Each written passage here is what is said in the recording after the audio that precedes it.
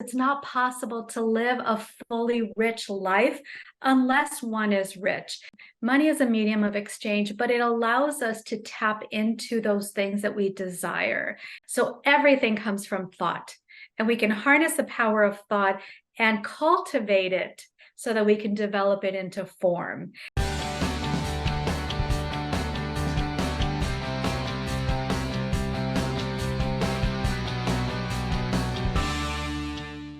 Welcome to another Manifesting Success live program. Today we're talking about the science of getting rich. And this is based on Wallace D. Wattles' work, which is a book that was written in the early 19th century, 20th century, 1915, I think, right around there. And it's a brilliant and simple book that describes all the steps that are required in order to be rich. And what he claims in this book, and what I'll tell you in the years that I've studied this, is if you follow everything and you really embody it, you can't not be wealthy. You can't not create prosperity for yourself, because it really does simplify all the laws of manifestation, law of attraction, and bringing to you those things that you desired in a simple, clear way. So today we're going to just do the summary. Now, we went through it deeply in our Millionaire Inner Circle. So today I did want to make sure that you don't leave without getting the tidbits of this and enough information for you to start to implement it in your own life. So we're going to summarize the points that Wallace D. Wattles brings us that helps us to understand how wealth is our right, number one, and is available to everyone, and then those specific steps to achieve that wealth and that prosperity. And I love, number one, the fact that he says the right to be rich, the science of getting rich. Even in the first chapter, he talks about how the word rich should be something that is in your vocabulary. And I'll tell you, coming from the spiritual background, there's religious background, it's kind of a dirty word. And that's one of the things that we want to shift and we want to change, is it's not a dirty word. Being rich, this universe is rich. I mean, go out into nature, go out into the ocean, and you can't not agree that we live in a rich world. And so as human beings, as stewards of this planet, we're required to be rich. We're required to tap into that. And to do anything other than that kind of denies our own inheritance, denies our own identity, denies our own sense of connection to all that is. So I did want to start there. Number one, chapter one, when you dive into his work, he says, the right to be rich. And he says it's not possible to live a fully rich life unless one is rich.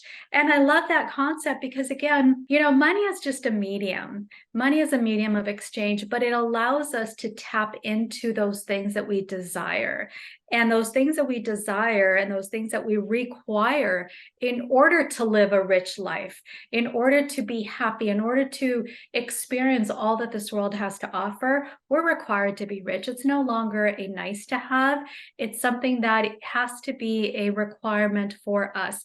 Because if you want to educate your children in the best possible areas, that requires money. If you want to take care of your health, that requires money. If you want to experience the beautiful planet we have by traveling, that requires money.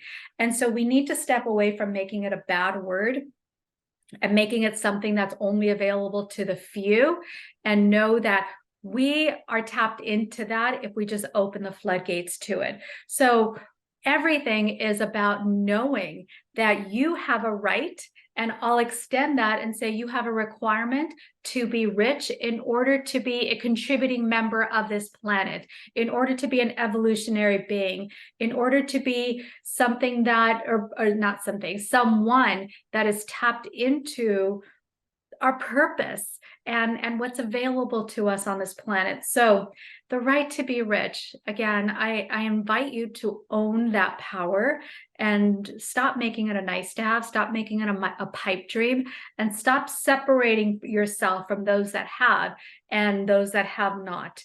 It's everyone. There's no lack on this planet. There is enough for everyone. And the only reason it's misdistributed is because of our beliefs, because of beliefs some people have that say that they don't deserve it, they're not worthy of it. So we want to shift all that. Chapter 2 talks about there's a science of getting rich. And that's where I mentioned there are specific steps that he takes us through, that if you go through them diligently and study them and embody them, you can't not be rich.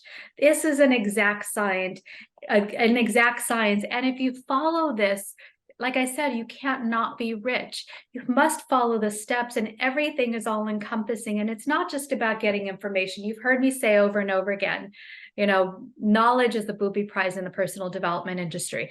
Everyone knows everything. But how often do people truly embody the things that you think you know, or the things that you've heard, and truly live and come from that place and act from that place consistently? Because that's going to separate the people that can achieve what they want versus the ones that don't.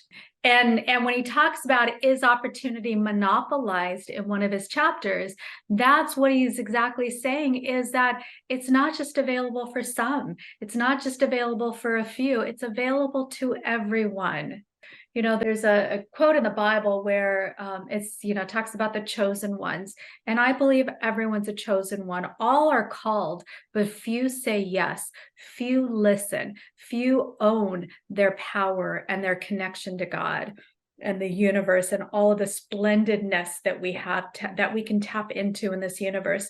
So opportunity, riches, finances, none of that is only available to the few. Now, I will say some have to work harder for it, but I also want to say, when have we glorified the ease? When have we glorified the laziness? When have we glorified things that we didn't have to build muscles for? The incredible world is built on the shoulders of strong men and strong women. And so if we have to work harder for it, fabulous. That just means you have more muscles. That means you have more wisdom. That means you have more insight. That means you gain experience in life that now allows you to leave an impact or legacy to others. So it's available to everyone. And that's what we really want to tap into. So the first principle in the science of getting rich is thought is the only power which can produce tangible riches from the formless substance. Now, really think about that. Everything was once a thought before it became form. When we talk about formless substance, we're talking about something that isn't tangible yet, something that hasn't manifested yet, something that we can't touch or feel or taste yet. But everything comes from that formless substance, and that formless substance, the mind of God, the universe that we tap into through our imagination, there are no limits to that. That is unlimited potential. And so when we tap into that, we can create anything, and everything is required to first start from thought. This computer was first a thought. This light was first a thought in someone's imagination. This home, the car we drive in, was first a thought. And if you think about it, it's not too long ago where none of this was available to anyone, but it was a thought in someone's imagination. And that started to open up the windows, the doors, the resources, the ideas, the people, the steps along the way that turned that thing from thought into form. So everything comes from thought, and we can harness the power of thought and cultivate it so that we can develop it into form. And that means anything, everything that you desire. We think it first, and we think it by connecting into that infinite possibility. And then we open up to it, and then we take ourselves into our next steps. Now, as we step into opening up to this formless substance, we need to know that life wants to grow. Life wants to become bigger. We have this evolutionary pull of becoming in all species, in all people. And so everything that is on this planet, everything that we're tapped into is its desire, its purpose. I had a conversation about purpose earlier today. The purpose is to become greater. Purpose is to grow. Purpose is to plant that seed and to watch it become a bigger, better version of you. And so our purpose, and I'm going to invite you to stop looking for that one thing. Everyone's like, well, what's my purpose? How do I tap into a purpose? Purpose is life, and it's life becoming life. It's life expressing itself as bigger life, as greater life, as something that can give more and produce more. And that's a requirement. We're not meant to just sit on the sofa, eat bonbons, and watch Netflix all day. We're not meant to just go through a day, a work, and do the same mundane things over and over again. We're designed to become bigger and better versions of you. The universe wants us to have everything we want to have, which is required in order for us to grow. If I require a certain education to become a better person because I want to get this degree to help people a certain way, that requires money. That requires money. So if I want to be that, then the money is available to me. If I have that thought that's been implanted in my mind, then that means the thing which is required in order for me to turn that thought into form is also available to me. And that's because this universe wants to increase. This universe wants us to grow and become better. And so how do riches come to you? Riches come to you by giving value, by tapping into the possibilities, the infinite possibilities, by tapping into the concept, the truth, the theory, the idea that life wants to increase itself. And so when we tap into that, and when we say yes to our purpose, and we start to work along those lines, we start to step into our gift. We start to give value. We start to give to the universe. We start to produce those things. That's how riches come to us. That's how riches come to us. So whatever work you want to do it now. I coach coaches, and one of the questions is, well, how do I build my practice? How do I want to become a coach and I want to earn money? Great, coach now. It's like everyone wants to build a business. Let me work on business cards. Let me work on a website. Let me do this. Let me do that. It's like, no. If you want to coach, coach. If you want to speak, speak. If you want to start to inspire people, inspire people. And as you do that, then the things that are required to support you in that are going to come. When you speak, you will get better at speaking. And guess what? At some point, someone's going to say, you know what? You're a great speaker. I've heard you speak. Will you come to my organization? And by the way, here's $5,000. When you give your gift, someone, you create something with your hands, a beautiful painting. If you want to be a painter, paint. And at some point, someone's going to see your painting and say, you know what, that's a beautiful painting. I would love to have that in my living room. Let me give you $1,000. That's how riches come to you. So if something is calling you, then do it. Don't wait. You have to give. And if you're already in a vocation that inspires you, that you are connected to, that you love, then give the best service you can ever give. If you're in a business now, do the best job. Do it with integrity. Do it with honesty. Do it with all of your heart. And make sure you're fully aligned to that gift that you're giving. When you do that, there is no competition. If you're the best plumber out there and you clean up after yourself and you do an incredible job and you charge a fair price, people are going to call you back. And at some point, you're going to be very much in demand, and you're going to have to raise your rates, or you're going to have a team of plumbers that you now employ. And for each job you do, now that you have 20 plumbers versus just you get a piece of that, and you can grow and become wealthy through that. So, but that always starts with giving the best value, giving the best service that you can give. We're not taking shortcuts. We don't try to skimp. We don't try to hold back. We don't try to, cut a little off the top. That's not tapping into this universal abundance. So we want to tap into universal abundance by giving that gift and giving that value and giving that value freely. And again, tapping into this universe that wants us to increase and grow, is constantly growing and become better. There is no competition when you're constantly growing. People are always worried about, well, someone's going to steal my idea. It's not possible. Create an idea, and if other people start replicating it, great. That means you're good. You need to get to the next level. You need to get to the next level. You're not meant to stay in one place. So the second step in tapping into the science of getting rich is gratitude. Gratitude, as I've said, actually, I didn't coin it.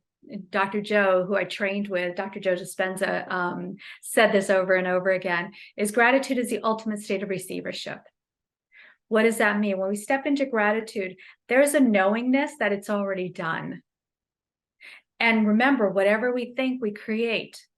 And so if you already know it's already done, then it just has to walk in the door. We just have to be patient. We just have to keep taking the steps towards it. And it's already there. We don't have to fall into doubt. We don't have to fall into fear. We don't have to worry. We don't have to keep checking. We don't have to keep digging up the ground to see if that seed is still there. It's when we're in gratitude, we're constantly connected to the abundance of the universe, which means we already know that there's more than enough. We already know I'm rich. I already know I live in a beautiful home. I already know I'm traveling the world. And when I do that, then I get to implant into my subconscious the belief that it's already done. And guess what? My life starts to mirror those things that I plant in my subconscious. So gratitude is absolutely important. And it's also the antidote for any fear or worry or perhaps that impatience. Because I know we've all been guilty where we've put out a dream or we've had a desire, we've set a goal, and the evidence in front of us is contrary to what we put out. Or maybe it's showing us something opposite, or maybe it's something that seems like my goal will never, ever come to fruition. The antidote to diving down into that negative spiral is to be grateful for what you have. Thank you for showing me that I'm already on the way to buying my new home. Thank you for showing me that there are hundreds of homes out there that are available to me. Thank you for this wonderful day where I drove around with my real estate agent and looked at possible homes. Thank you for putting the right things into place for me to find my perfect home. Thank you for the home that I live in now. I'm so appreciative of this beautiful space. And I know my next home will even be more incredible because I'm just so grateful for my home, period. So gratitude is something that we have to step into consistently and constantly and really live from. And it's a very high vibration. And as we step into that high vibration, we just become a magnet to everything that matches it. If I walk around grateful for my beautiful home, then guess what I'll attract? Beautiful homes. And if that's what I ultimately want to step into, that's going to come to me. That's going to come to me. And oftentimes in miraculous ways. So the next secret or the science or next step in the science of getting rich is thinking in a certain way. And he says you must form a clear and definite mental picture of what you want.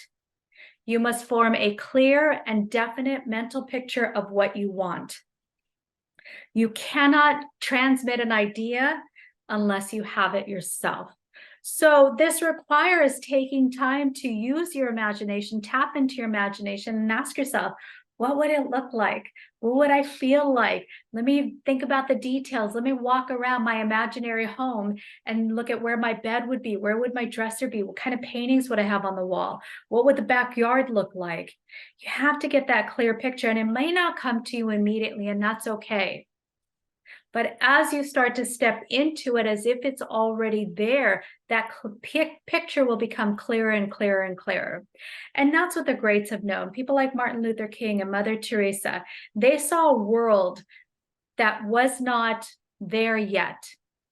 And they could taste it and feel it and see it and experience it, even though they couldn't experience it with their senses. And that's how they were able to transform the world.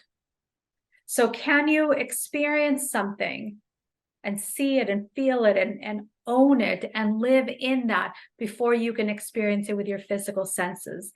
That's the key.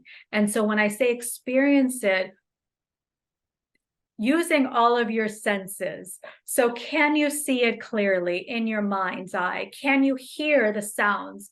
You know, one of my dreams is to live by the ocean. Live on the ocean. And so I imagine myself as I wake up from my bed, waking up to the sounds of the ocean and looking out on the ocean. Those are two visuals, a visual and auditory, that I can tap into consistently. What does it smell like? What does it taste like? And I'm tasting the cup of coffee that I'm sitting out on my balcony experiencing and enjoying. And so the more senses we could tap into in our imagination, the easier our subconscious can formulate that and start to lead us to that. And when we tap into the higher vibration, that thing just comes to you. And so chapter 9 talks about how to use the will. He says it's wrong to apply your will to other men and women in order to get them to do what you wish done. And so the will, thinking in a certain way, using your imagination, visualizing, dreaming, setting your intention, is all for yourself. We're not here to control anyone. We're not here to change anyone. And so we want to use it for yourself. Use it, and use it with integrity. Use it with honesty. Use it with authenticity.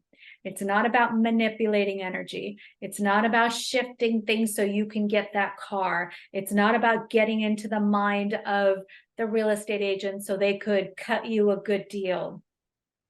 It's making sure that there's a win. You know, I truly believe that there's a win-win-win situation possible for everyone, everywhere. And so we don't take advantage of people. We don't try to change people. We don't try to manipulate people. We want people to walk away thinking they got the best deal. We want to walk away thinking we got the best thing. We want the people around us to enjoy whatever it is that we put out into the universe. And we need to match that vibration of the goodwill. So when we use this power, because we know people that have used it for evil, we know people that have used it for not so good stuff, we have to use it from a high place, from a high vibration, and tap into that power from a place of integrity. One of the things he also talks about in using that will is we understand, as you embody these ideas, you understand how powerful your mind is. And what is it in Star Wars where they say, with great power comes great responsibility? The same thing with this is, when you have the power to turn your thought into form, then you need to watch what you think about. We really need to stand guard at the portal of our mind, meaning don't let negativity in and don't put negativity out. Watch yourself when you go into doubt, fear, worry, anxiety, frustration. Catch yourself. That's being disciplined with your mind, is you catch yourself. If I'm going into a negative spiral, can I press that stop button and raise my level of thinking? Just reach for a higher level thought, raise my vibration so I can continue to bring in those things that I desire, not the things that I am afraid of. Because what you think, you'll create. So if I'm afraid of something happening, I'll create that very thing that I'm fearful of. So we have to use this power wisely. We have to use this power with discipline. We have to use this power with careful attention. And so it's just about owning that. What is it that I want to create? What is it that I want to create? Acting in a certain way. Chapter 11 talks about acting in a certain way. Thought is the creative power, or the compelling force which causes the creative power to act. So we start with thought.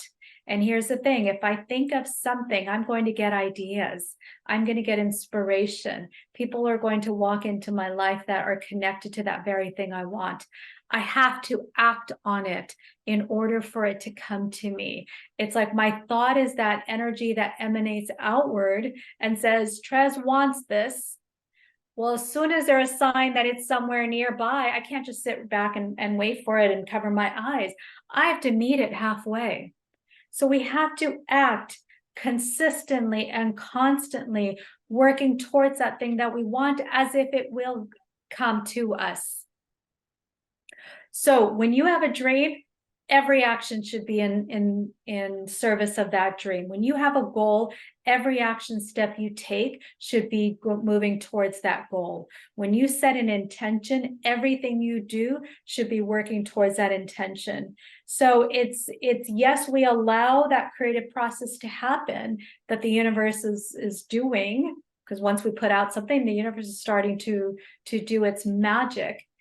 And we have to consistently keep our vibration high, keep our mental power open and positive, and focus on what we want, and continue to take steps. He calls it efficient action, meaning act as if it already is here. So if I want to create my dream job, and I'm not there yet, I'm stuck in a job that I don't love, the best thing you can do to create that dream job is to start to love your job that you're currently in. Because if I want to create a job I love and I'm miserable where I'm at in this job, then my mind says job equals misery. And even if I leave this job, I'm going to attract another miserable job.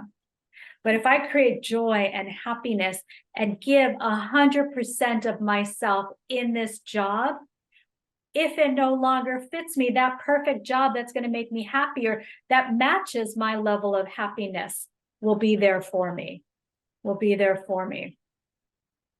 So we have to take efficient action. We have to watch our everyday moves and steps we take. And we have to do the right things moment by moment, consistently. And the last thing, couple of last things. He talks about getting into the right business. We have to be really aware of what brings us joy, where we can deliver our service, where we could serve the world, where our vocation lies. Now, vocation, the Latin root is vocare. Vocare means calling. And so vocation, there's a calling for you. And so we want to be able to tap into our purpose, what inspires us, what brings us joy, and connect that to our vocation. So what I'm saying is, do the things you love. Do things you love. Find your passion. Find the thing that brings you joy, and get into that type of business. Get into that type of work, even if it's only partially initially. We're designed to give our gift, and our gift is something that brings you joy, happiness, excitement, makes you jump out of bed. And so you're required to say yes to that, because that's been planted in you. Like, I have no desire to play guitar. That's just not something in me. But other people, that's a passion, and that's an excitement that brings them joy to just sit and strum their guitars. That's what you should be doing. And so whatever it is that's calling you, for me, I love teaching. I love sharing. I love coaching. I love speaking, because it inspires me to, number one, grow as a human being, and to give a gift to others. And I believe as I help other people grow, I grow even more. And so I can't not do this. And I'm blessed to be able to have the knowledge and the wisdom, and to learn at a very young age that I have to say yes to that. And unfortunately, a lot of people don't say yes to the things that bring them joy. And so they feel stuck in a place that doesn't give them life. And so we want to tap into that thing that gives you life and say yes. So the next concept he talks about is the impression of increase. And, everyone talks about, people out there in business, they underpromise and underdeliver. My philosophy is overpromise and overdeliver. We want to leave everyone better than we found them. We want to give more than we receive or get from other people. We want to leave that impression of increase everywhere we go. Meaning, did you leave someone with a smile on their face? That clerk that helped you at the grocery store, did that person leave a better person after coming in contact with you? And so I'm going to challenge you to make a commitment to yourself that anyone you come in contact leaves your space a better person, a more uplifted person, someone who received something incredible as a gift from the universe. So leaving that impression of increase. When you're running a business, what can you over deliver? What gift can you give? What extra thing can you provide that gives more than what you promised or what you've said you were going to do, or what's even expected? And so we want to uplift. Again, it's tapping into life that wants to grow. It's uplifting everyone and everything and this planet around us. I went to a conference years ago, Sterling Institute. And what I noticed is so there's men's group and then there was women's group, and I was obviously in the women's group. And what I had learned later, what I noticed is, and this is prominent in the men's group. I think the women had the same thing, but the men were cleaning up, and it was in a hotel room. It was like a banquet room. You just rent one of those rooms where you have the event, and the men were cleaning up. And what I noticed is they had this attitude of this impression of increase. This impression of increase, which means they had to leave that ballroom better than they found it. And so I saw them on the floor, on the carpet, cleaning stains that were not even created by this group, by our group. There were stains that were there prior to us. They over cleaned. They were like diligent in getting the grout on the walls and vacuuming and scrubbing, and and even with like hand soap and water. And so they left that space greater than they found it. We all know those house guests that come and we let them stay in a room, and when they leave, they've like organized and cleaned it up and vacuumed and did all this stuff that made it look better than it was when we gave them that room. We also know people that use our space and they leave it kind of trashed. So we want to leave that impression of increases, is lift up everything and everyone that you come across. And the last concept he talks about is the advancing personality. We are designed to grow. We are designed to become bigger, better versions of ourselves. We are designed to see ourselves as successful, see ourselves as capable, see ourselves as prosperous, see ourselves as wealthy. And that's what's going to lead us to the ultimate riches. We have to see ourselves. It's not humble to put ourselves down. It's not humility to say that, oh, I don't need a lot, and I don't really deserve much, and oh, it's okay, I'm not worthy. That's not humble. That's not humble at all. You are a child of this universe, and you are the greatest gift of this universe. Whatever you are in, if you are to become rich, if you are to become tapped into the universal prosperity that's available to you, if you're to become this bigger, better version of you, you're required to be the best. And I'm not talking about better than anybody, but I'm talking about be the best. Meaning, how can I be the best coach that I can be? How can I be the best speaker? How can I be the best teacher? How can I be the best plumber? How can I be the best dentist? How can I be the best investor? And continuing to grow into that and becoming that advancing personality. So those are the key concepts that if we embody them, can't not get rich. So I want to briefly read you the summary of the science of getting rich. Number one, there is a thinking stuff from which all things are made, and which in its original substance, original state, permeates, penetrates, and fills the interspaces of the universe. Number two, a thought in this substance produces the thing that is imaged by the thought. Number three, a person can form things in his thought, and by impressing his thought upon formless substance, can cause the thing he thinks about to be created.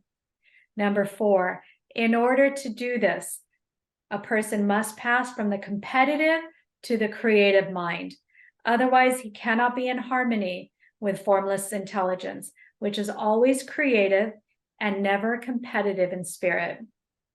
Number five, a person may come into full harmony with formless substance by entertaining a lively and sincere gratitude for the blessings it bestows upon him.